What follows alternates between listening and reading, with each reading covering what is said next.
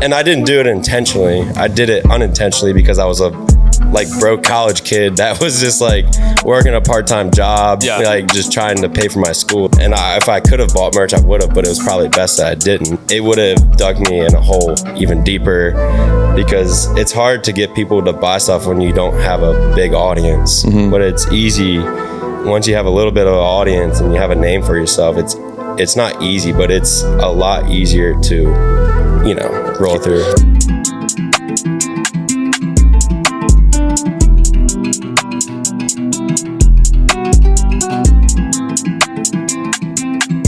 What's going on, guys? Welcome back to the Simply Winning podcast. We are on season 2, episode 15, and this is back-to-back episodes where we have an awesome client on the podcast. Yep. And he's the one and only. He's in Nashville. He is a legend. Nothing fancy. Jackson Grove. Let's go. What's up, boys? Yes, He is on the podcast. Yeah, thanks for having me, guys. I'm just in here this week.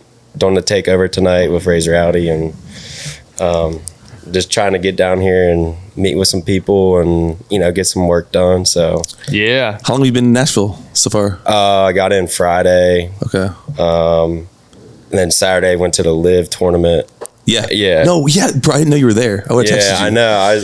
I saw. I had no idea you were in town. The next day. Yeah. And then we went back Sunday. Looks like you were having some fun. Yeah, dude, it was a great. What time. part were you at? Well, I really didn't know where I was going to end up at, but we ended up at like the Smash Hospitality. Okay, yeah. So you were were you by 15? Hole 15? Yeah. The party hole? Yeah. Of course you're by the party hole. Well, that's what I went over there, but it was packed. So, Dude, I bet. yeah. Yeah. I heard it was hot. Yeah, it was super hot. That's why I ended up texting my buddy that was at one of the Smash thing, and it was a lot less like people over there than it was at the 15, the party hall. Yeah, 15, and then there was so many people over there. Really, watch out. It was just crazy, but yeah, that was a good time. Yeah, it was my buddy. He was on the podcast actually. He's Bryson's manager. Oh yeah, Yeah, Matt Dorley. I remember you talking about. Yeah, so maybe we can actually meet. I can probably introduce you tonight if he wants to come out. But he got us tickets in there. I didn't know I was going until that morning. I was like, you know what, pop over there. I wonder if they had a Crushers Hospitality, because that's the team there. Yeah. I don't know. He was up in like the clubhouse area. Okay. Yeah, so I was just a peasant just walking around. Nah. But I got him for free, so it was cool. To do a little more intro, and Jackson's going to talk about his brand. I mean, you founded it, but it is an awesome lifestyle outdoor apparel brand.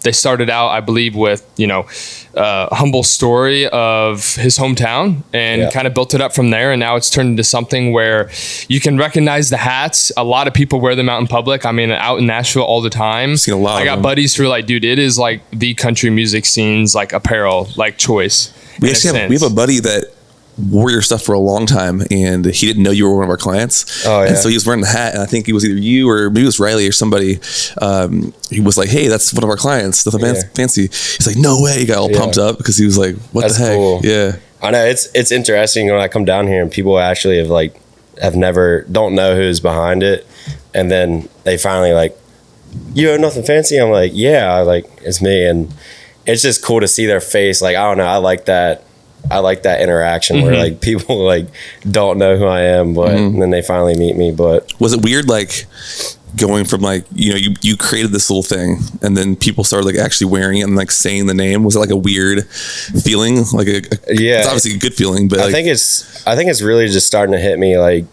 over time. I don't think it's I don't think there's ever been one moment, but like I can see, it's what I wanted though. I mean, because I just feel like I wouldn't be successful. I wouldn't feel successful if people weren't like, that was my initial goal, was like, I wanted to make it a brand that people would just spread around. Like that. Yeah. Because it's one thing to buy a hat because it looks cool, but then really keep it on the shelf. But it's one thing to buy the hats or the apparel, the shirts and everything, and actually wear them. You know what I'm saying? And so that I feel like is one of the cool things to see, is like people buy your stuff and they wear it all the time. And we can see it because we like pull tagged Instagram photos and stuff like that. Like people are wearing it outside, outdoors, hunting, mudding, you know, four-wheeling, like all that stuff. And you can see it, guys, girls, everybody. Yeah. And so it's really cool to see that. I have a question, because this is going to be, and then we can jump back to how you started the company and whatnot, but in the like apparel industry, hats, all that stuff, people are always trying to make a brand. Like here in Nashville, we know a bunch of guys who have started different things. Sometimes they keep going and maybe it becomes successful, and sometimes they just stop eventually because it's really super competitive. How did you like actually build it? Like what are some of the key concepts? Because people always try to, like, you know, have a hat brand or something, and it never can go above whatever the competition is because they don't have the certain things that stand out. How did you figure that out? Well, I mean, obviously I'm preaching to the choir, but you got to be different somehow. Yeah. And it just matters, like, when you time it, like how you time it and how you time it differently. Like, cause when I did it, the hats and stuff like that were just starting to get big.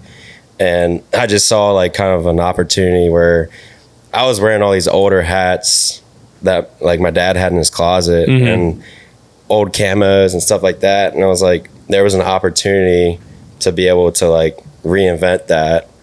And this was 6 years ago. So what's the first thing you did that was just kind of just started doing, you know, I looked around for like wholesale companies that were selling, you know, hats, blank hats and stuff like that. But I also already had an Instagram and social media that was already a little bit built up just from like lifestyle content. So were you posting your own or other people's? Like what were you kind of doing? A mixture of both. So like, you know, I would repost like funny videos, and it was very just organic, like fun feel.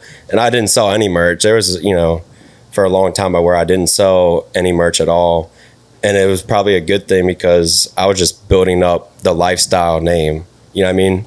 Like you can build up a lifestyle brand without selling merch. Yeah. You know what I mean? Yeah. No, definitely. You'll save a lot of money, but a lot of people think they need to buy merch to then build the brand. But you kind of just basically became a community where you posted your own lifestyle stuff, but you also shared others, and it got people to follow, engage. You were able to use other people's content. Yeah. And then boom, when you were able to get apparel later on, you already had that audience built up that you basically did for just, it wasn't free because you used your time, but you didn't spend you didn't spend 10, 20 grand on a big purchase order and then try to build a brand. You know what I'm saying? Yeah. And I didn't do it intentionally. I did it unintentionally because I was a like broke college kid that was just like working a part-time job, like just trying to pay for my school. Like I was, and if I could have bought merch, I would have, but it was probably best that I didn't, because it would have dug me in a hole even deeper, because it's hard to get people to buy stuff when you don't have a big audience. But it's easy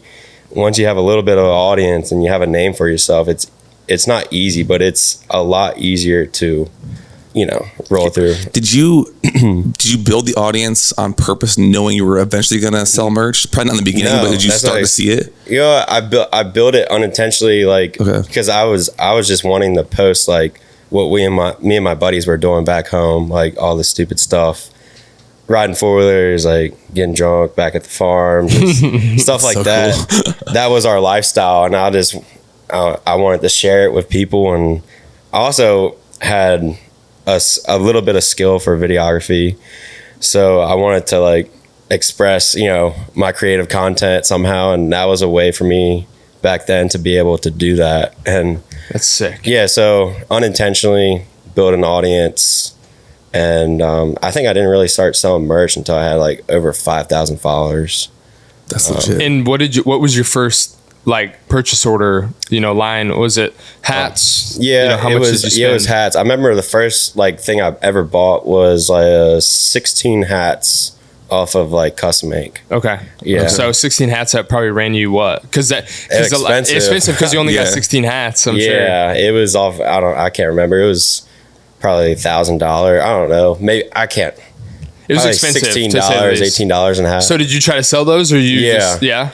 And that's another hard part, is because like as soon as you get like those first, you know, everybody, all your buddies wants them, but like the real people will know that you spent your hard-earned money like paying for those hats, and they pay for them. You know what I mean? Yeah.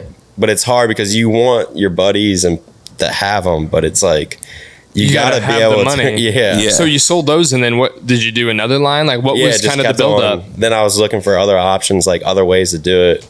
I was looking at local embroidery shops, and I was hitting every local embroidery shop, like just asking questions. How does this work? Like that's where I started, and now I'm here where it's like you're getting huge orders. Yeah, now I'm making the product like custom, But it's just crazy to look back, and that's where I started. So I mean, anything is possible. Like I had no clue how to make any apparel or So, dude, that's wild. You went from a 16 order from just probably some random website with like print or whatever, or custom made. Yeah. They ship it. And then now you're literally like custom making, forming hats. And then you have a whole team in a warehouse that receives a huge shipment in your warehouse. Isn't that's wild, man? It is wild. Actually to put it in perspective, like Andre, he's my operations. He's the vice president of operations, and Andre's a legend. He gave that's his title, his official title. That's awesome.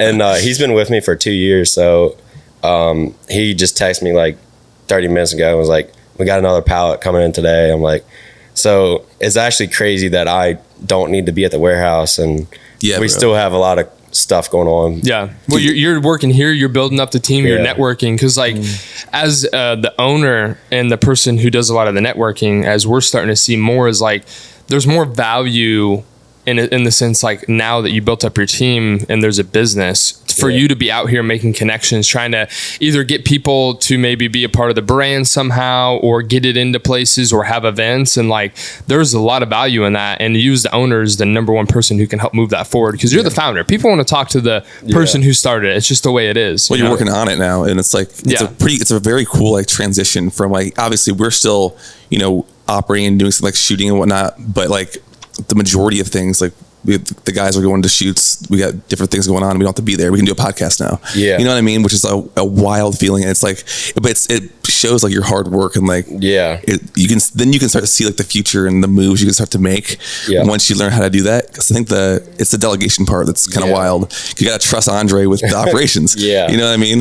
And the same for us, we got to trust different people with different things, and it's all interesting thing. It's all cool stuff. It definitely was a hard transition trying to be like, here, do this, like, because I've always been, I want to do it myself, but now I'm kind of learning how you got to delegate.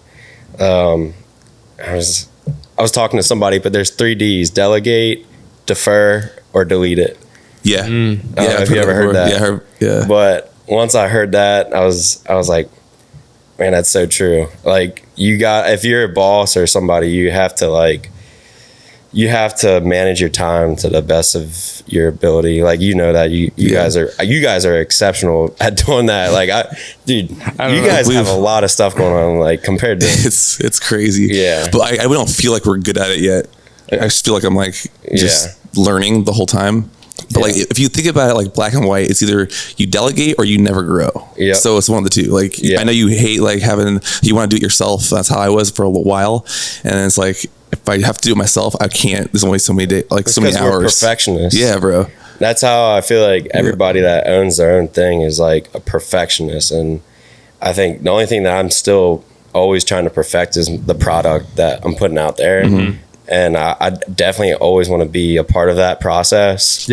All the other stuff I'm not as interested in, besides developing products. So. I mean, that's what Ben Francis did, who owns Gymshark. Oh, really? Yeah. So he was the CEO when he obviously started the company, became a CEO, and then realized he didn't like doing all that stuff. He wasn't the best at it, so he hired somebody else, and then he went back into the actual design part and the marketing side. And that's what he does. So he just wanted to be a part of that section, essentially. Cool. That's super smart. So now, you built up the brand, but tell us a little bit more about, the actual culture of Nuthin Fancy, the people that wear it, some of the cool moments you've had. Let's talk about that. NASCAR, golfing. Golfing. So there's three areas that like we like to say we're a part of: hunt, golf, and fish, and country music. And country music was probably our first area where we really invested a lot of time and energy in. And my first like big relationship that I ever had was with Hardy, and this was like before he got big and everything, but he helped out a ton with getting our brand out there. We kind of like grew with him. Also, Co Wetzel was wearing our products a lot. And there's so many more artists like Larry Fleet, Sean Stemley. I mean, all them guys were a huge help. And now Sadie Bass, Gavin Adcock. But I think those are the people that have really made it prevalent in Nashville and the whole country music scene. And then we started, I wanted to keep on splitting up into other areas. And, the brand, when I first made it, like the lifestyle was about doing not just one hobby, but I had so many different hobbies. I wanted to like mash it all together. And like, that's my lifestyle, and it's nothing fancy. Mm-hmm. Like, that's so cool. Like, it just like a nothing fancy type of golfing. Like, we're not at the nicest golf course. We're not on the nicest fishing boat. Trump. Yeah, now we are, but like, so I try to keep things on brand still, even though we do get to go do. I mean, that's part of it. I was so jealous of that shoot too. But what's cool is you guys bring your nothing fancy attitude to the super clean, like professional golf course. You guys are still having fun being the guys that you are. You're not trying to be some proper golfer out there. You guys are, having a freaking great time, still joking around and but that helps the brand grow, because that's why you guys are blowing up in the first place. Like, people resonate with like authenticity. They love that, you know what I mean? So I think that's also goes back to like growing a brand in that industry. Like, a lot of people will start something because it's like the trend for that moment, but there's no like longevity, because if it's not ingrained in you, like what your brand is what you do, you know what I mean? It helps out tremendously. Tremendously. I couldn't do something I wasn't passionate about, like the lifestyle aspect around it. Like, hunting is, I've always been a big outdoorsman. Didn't really start hunting until I was like 16 or 17, but I would say it's hard because I do have a lot of hobbies, and it's hard to with all the stuff I have going on, it's hard to still do all those things. But when I was in college, it just felt like I was either doing hunting, golfing, or fishing. Like, so that's me, and that's what I wanted the brand to be about. So what's like your go-to fishing? Like, do you bass fish? Just pond bass fishing. I used to, when I was in high school and college, I used to go out on the John boat a lot, but I haven't done that in a while, and I really need to. Just on Saturdays, me and my brother and my cousin, like, we would just go out in the river and just, like, early too, like 10 a.m., go throw some lines, drink some beer, and then like dock the boat. Let's go. We get off the boat and just go cook some burgers, invite some people over, like, and just have a cookout, like a random cookout on a Saturday. Like, that was like the perfect Saturday. That's a nothing fancy Saturday. Yeah. Invite all our friends over back home and just hang out, drink beer. Is that what you envision the perfect nothing fancy weekend to look absolutely, 100%. Like, sometimes I really, like, I'm a homebody just because, like, my friends, I love hanging out with my friends so much, like, and that's our typical Saturday is like, we'll either go hang out at somebody's house at the pool, and watch football and, like, cook out and go ride 4-wheelers, and that's what I did. I mean, I don't get to do it that much because I'm always like, now I'm traveling a lot, and it sucks because I wish I could still do that stuff. Like, but it'll come back. It's like a full circle. Like, in the beginning, you do everything you love, then it goes to you got to travel a bunch, then you'll get that freedom back. I like both of it though. I mean, it's a good balance. Like next weekend, I'm going to be back home, so I'll be able to. Actually, no, not next weekend. The following weekend, I'll be back home, so I'll be able to go do that stuff with my friends and enjoy that. So. It's a good balance. Yeah. So I want to tell the people, because a lot of them watching, watch all of our stuff, and we've had clients on here. So we'll explain just real quick, like, what we do for y'all, just so they know. Yeah. So y'all found us from, you found a video that we had done with Hell on Wheels. Oh, that's right. And the Barstool video, and you thought it was cool. Yeah. Or what was that? What kind of happened? You sent it to Donnie or something? Yeah, I sent it to Donnie, and I was like, who made this video? I was like, this is awesome. I was like, we need more creative content like this, because me and Donnie, we're like more in the operations, and he found you guys within 20 minutes, like, these are the guys, and I was like, that's so cool. I would set up a meeting with them, like, because I was looking to try to scale the brand this year and take it to the next level, and I'm like super glad that I found you guys, you know. That's the we were definitely ever. looking around, and the fact that you guys just have like it's so cohesive. Like your team you got a great team, like everybody's on the same page, like everybody's passionate, and we're just in Slack every day, just like getting after it, getting stuff done. It's like similar brand. Like obviously we're not like you're a big hunting guy. I'm not as much. I will go and have a great time. We would do more stuff. We're just so busy working. I know. Like you are right now. But like the brand itself, like the lifestyle on both ends is very similar. Because like we're a marketing creative agency, but we're also like it's not like a Nelk, but it's like that kind of vibe where you're it's a bunch of dudes just hanging out, having a good time. That just creates the camaraderie. It's and I think that's what's so important about any type of brand or anything that you're trying to sell or like attach to people is you got to have that camaraderie for those people to understand it. You guys definitely do.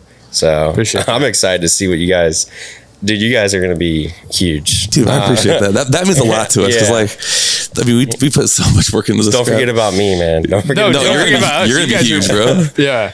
I'm not worried about that at all. Yeah, we started working together. We do all the creative. So this brand new drop, a few of the hats are missing of the new USA collection, but we actually flew out to Charlotte where we went to the Trump golf course. We filmed stuff. Then we had a lake day, film content. Obviously, we shoot a ton here in the studio. We do other sets. And so stuff like that every month for new drops. We do content. And then we do all of the paid ads for like Facebook, Instagram, other platforms, as you guys know. And then recently just redid the whole website, which is cool to see. So using all of our creative and videos and stuff like that and their past stuff and built a brand new website. So it's wild that's what we're doing. Yeah. The guest found us off of Instagram, off of one of our other clients' work. Because he, again, investing into people, Riley handles all that stuff. So he's posting and keeping up with all of our own brand. And that's the type of stuff that helps get, you probably don't people to see it. He's probably, did he DM Dottie back or whoever? You probably it was actually me. Oh, yeah. I saw it come through and I hit Normally you right back. He would, but I was like, dude, what the heck? This brand looks sick. What month was that? And then, dude, I remember March. That was it March? Yeah. It was right after the NWTF because I remember hearing your guys' stuff and my dad like mentioning your thing. And I called my dad. I'm like, you won't believe who messaged us. Because we made that video like in February or somewhere. Something like that. Yeah, so it was like running. Yeah. And then, and crazy. We were doing paid ads. I had a guy back home that, dude, I'm still like, I told him, I was like, dude, we're just gonna have to make a switch. Like, cause I wanted to like, just do everything together. It's so much easier if you're making the creative content and doing the paid ads, it's so much easier to have just one like person to maneuver, bro. If you need a change or whatever it is, it's all like very quick. Because when you're trying to go deal with like other people's creative team, or if you're the creative team trying to deal with the ads team, it's so difficult. You guys have everything in house to where you ain't gotta like, send it to them, send it back, and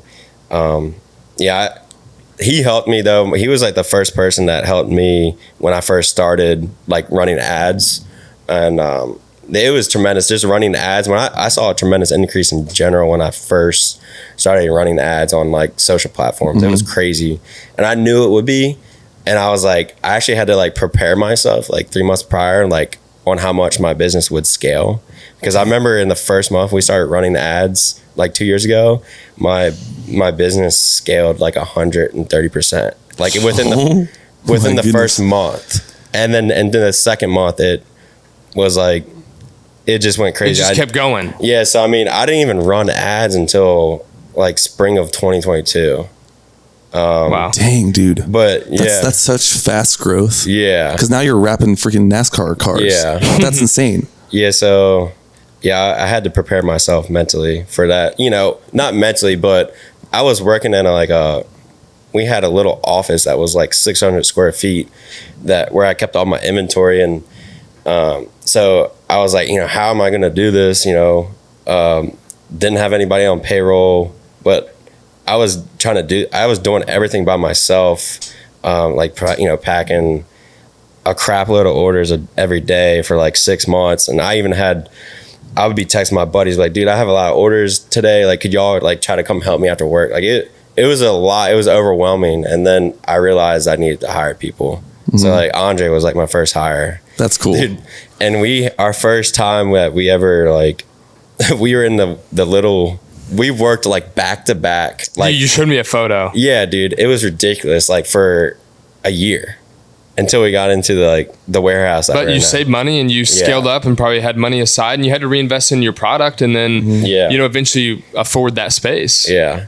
But I'm sure that one day we'll all I actually kind of miss like working down there, even though how crappy it was. Like those were some good times. We had some great times. Dude, the best times. That's the whole thing. Like the whole process is the most fun part. Exactly. You don't even notice it until it's gone almost. Yeah. But it's so much more fun. Well, it was Perry, at the time, Ryan, Matt, me, all living in a townhouse, and then he shared a room with me, and then eventually had another guy share a room with me. Oh, then a kid from Jake. Sorry, not Ryan. Ryan ended up sharing a room with me. Jake was there, but we had 5 dudes, maybe 6 at one point, all sharing a townhouse, and we were filming on the middle floor and in the garage, and we'll never have that back. And I remember when we first moved in, I'm like, we need to have as much fun as possible because this will never ever happen. Yeah, again. we needed 1 year. I mean, unless our wives left us all, this won't happen again. You know what I'm saying? That'd be terrible. Okay. Kidding. Joke. Famous words from Drake. If you're not having, he's like, if you're not having fun with it, I'll be done with it, or something. Yeah. But no, seriously, it's true though. It helps a ton when you're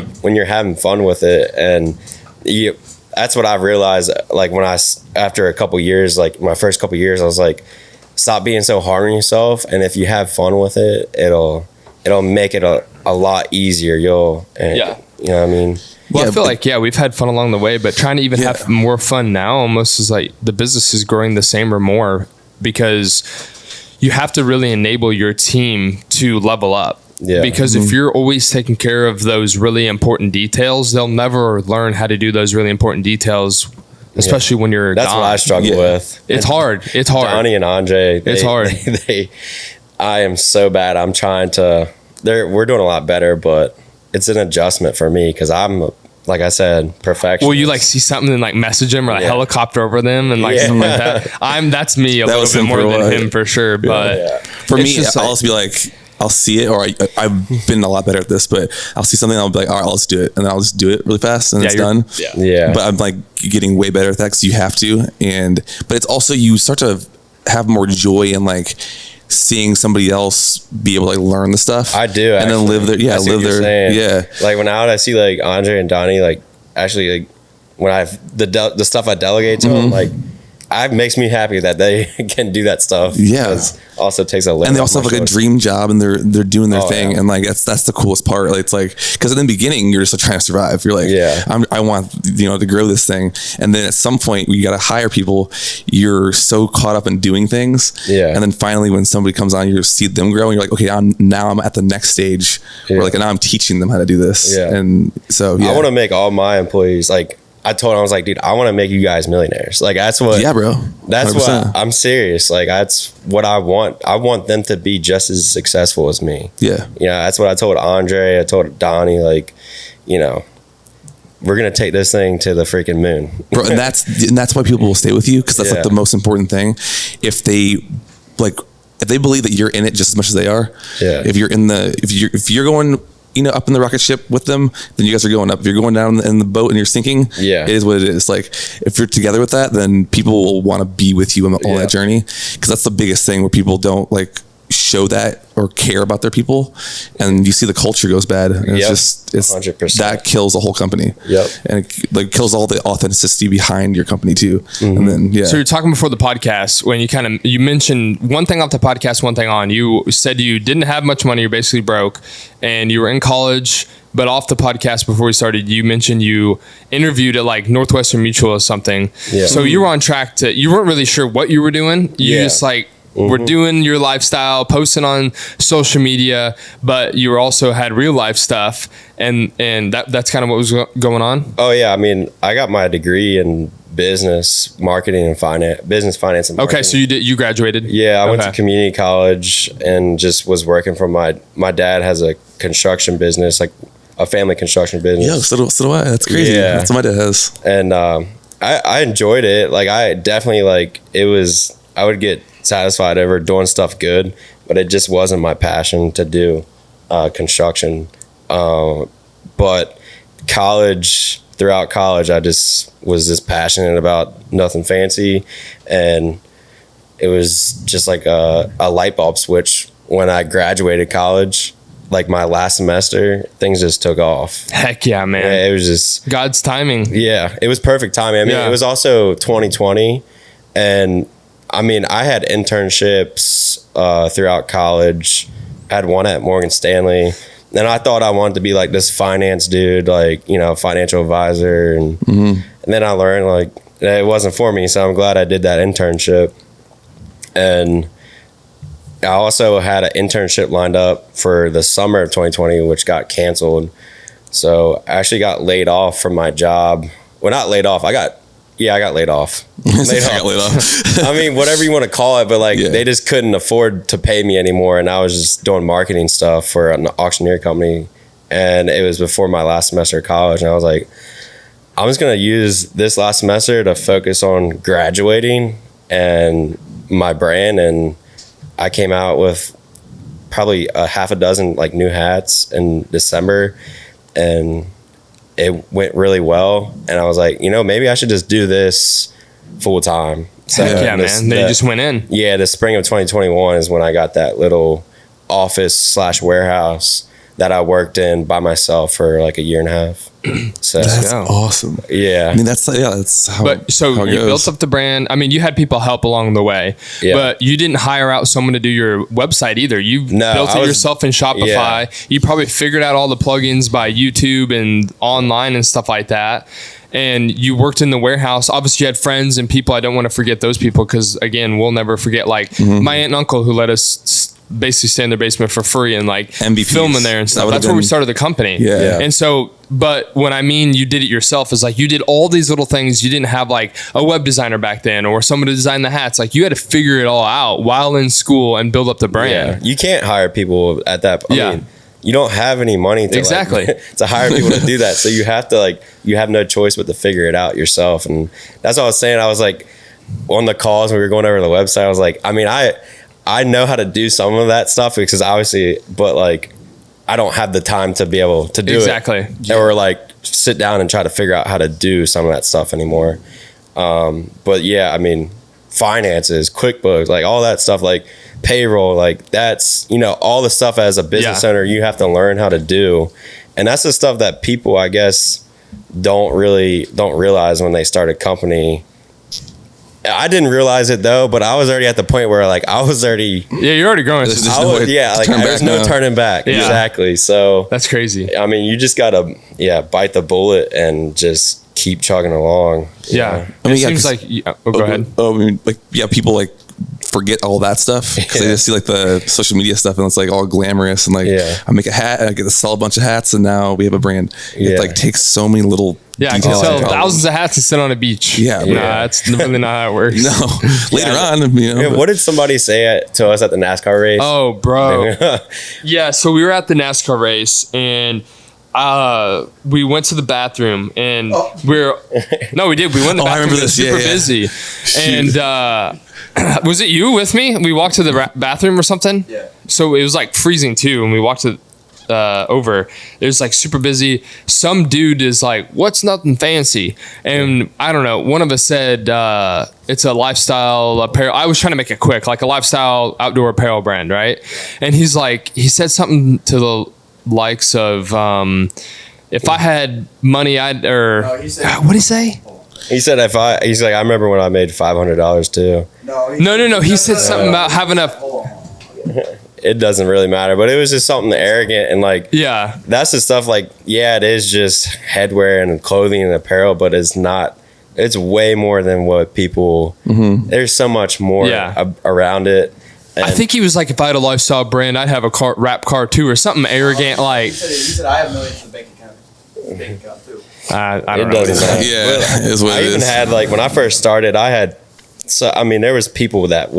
was a lot of people that supported me. Don't get me wrong, but I definitely had people that would just low key like talk shit. Oh yeah, bro.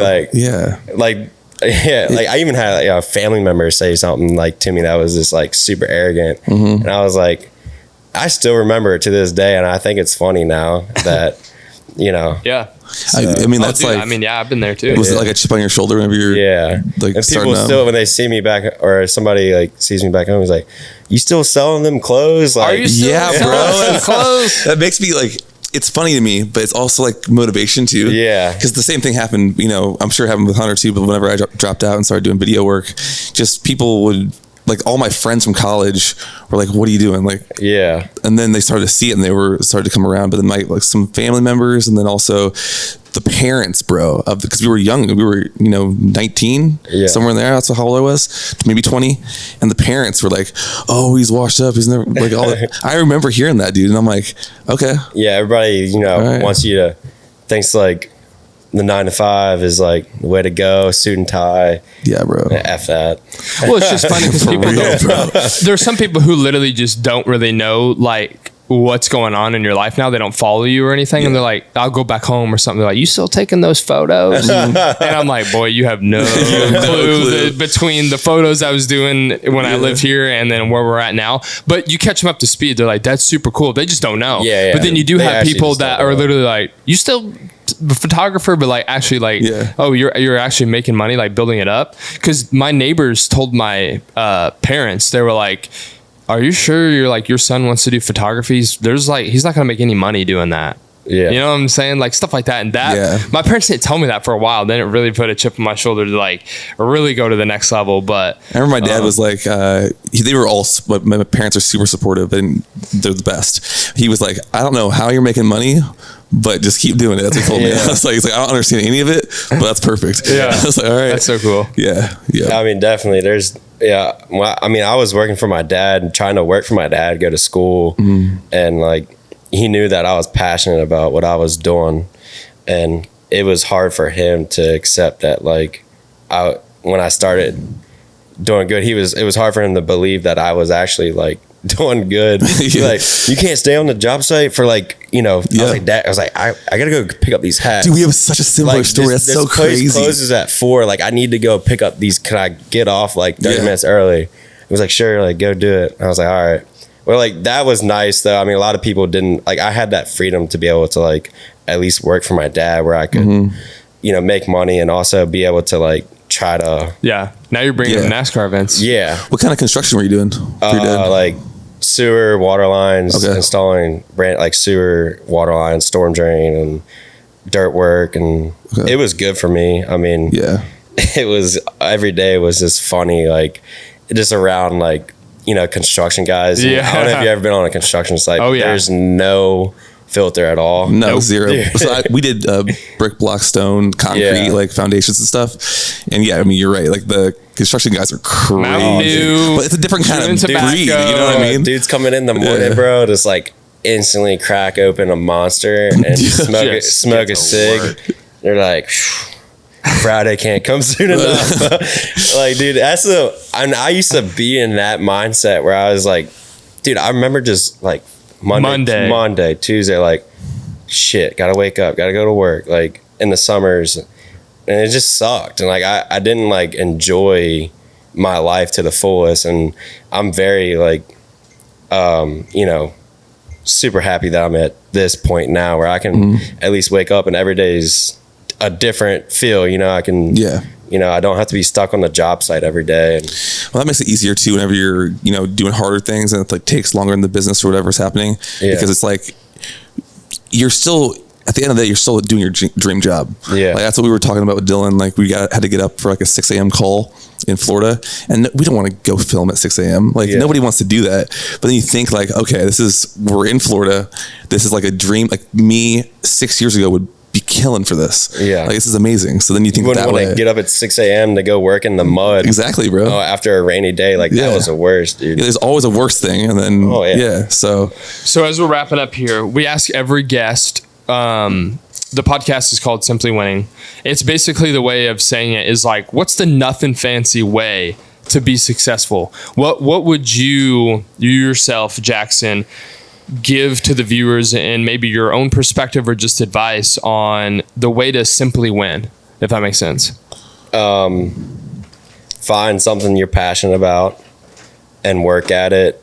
Try to find something that you're passionate about and work at it. If you're good at fishing, and you want to be a professional fisherman, and don't get rid of your 9 to 5 until you're making a lot of money being a professional fisherman. So I think that's my way of being simply winning. Like, you can't get rid of your plan B until you're actually like being. That's a different. I like that perspective though. Yeah. Because some people, you gotta. There's a lot of people like country artists around here. Them guys, there's a lot of guys that still work like 9 to 5s and then go sing down down at Broadway. Like, that's what it takes. It takes a lot of work and long hours. And 100%. I think that's how you can win. Simply win there. I love that. It's a little different than every other person on the podcast. Different perspective, and I think like not being too good for the second job when you're trying to do your passion, you gotta do that other stuff. You have to, and I think that's a really great way to. Yeah, I never got rid of my plan B and my plan B like type of career until I knew that I was like I was making enough money to be able to support myself with like what I was doing. Exactly. You know what I mean? Yeah. So that's super cool. Because people are always like, oh, it's like, I need the safest way. Like and as humans, we're kind of routed to sort of find the safest route in the sense, just as humans, or the most comfortable route or whatever.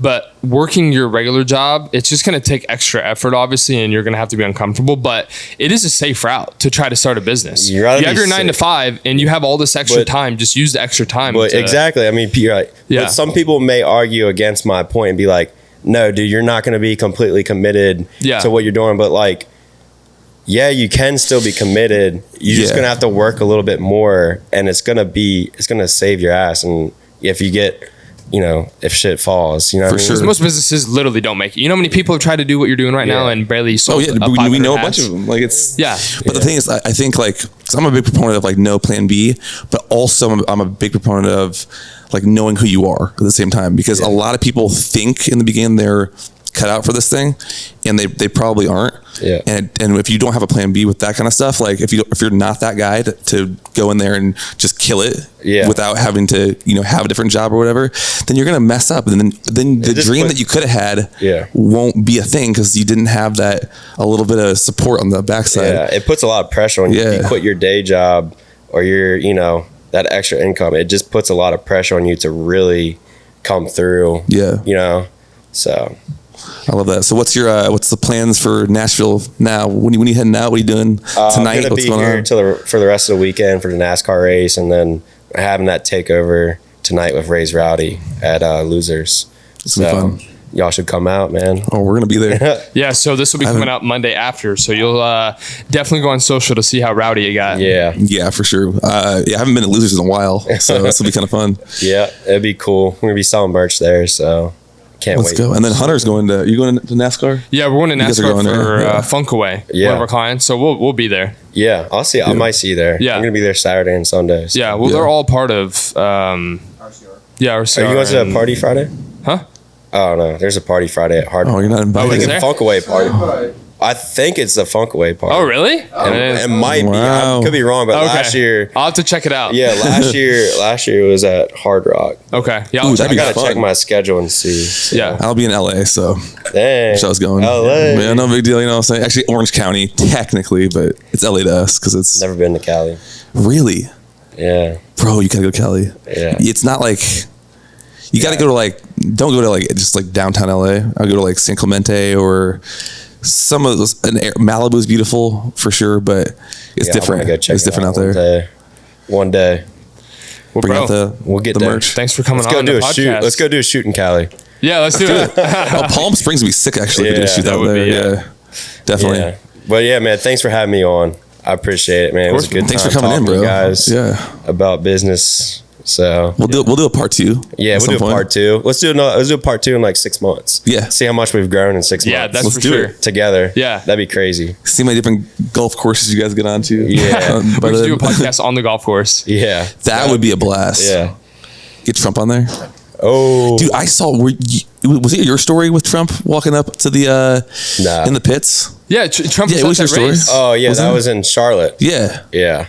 I saw that. Yeah, I was he like, was there. damn. That was a little Sunday while. after we left. Yeah. Yeah, he was actually sitting on. He's friends with like Richard Childress, so Didn't he go into the RCR? Yeah. Yeah, whole thing. Yeah, okay. yeah, it was cool, dude. It was the most American thing I've ever seen in my life. I saw like TikTok blew up with all that because the dude. plane or flying over and stuff. It was crazy. Real quick, what happened? It just No, it was just the plane- most American like time like the most American. It was Memorial Day weekend, so I mean, just they had Black Hawk, helicopters there, and people like jumping off the helicopters with parachutes. Oh my gosh. It was wild. American, and then baby. Trump's plane like flew over. Super low too. Yeah, It no, was- his Trump's plane, like Yeah. he flew in like in his Trump plane and landed, and then like next thing you know, like 30 minutes later, like he pulls up.